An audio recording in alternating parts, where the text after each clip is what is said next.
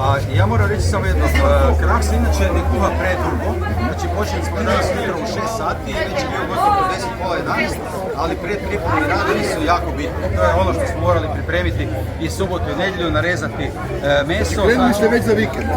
Tako, već za vikend.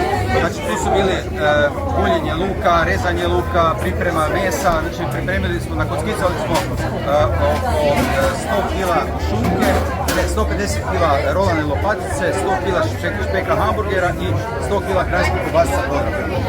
Plus 12 kartona đuveđa, tu je i panza grah, tu je i vegeta, tu je i sol, tu su i začini kao što perši, crvena začinska paprika, dimljena paprika, znači svi ti elementi su, evo, Koliko je graha bilo točno? graha je bilo 200 kg. 200 kg? A koja vrsta graha? Mi uopće koristimo smeđi grah, to je nešto vrsta srešnica, ali baš smeđi grah. Smeđi grah. Tako. S tim grahom je prvomajski grah najbolji? Pa najbolje pokazalo se, evo svake godine pripremamo s istim grahom i mislim da nismo do sad krivo skuhali, da tako kažem.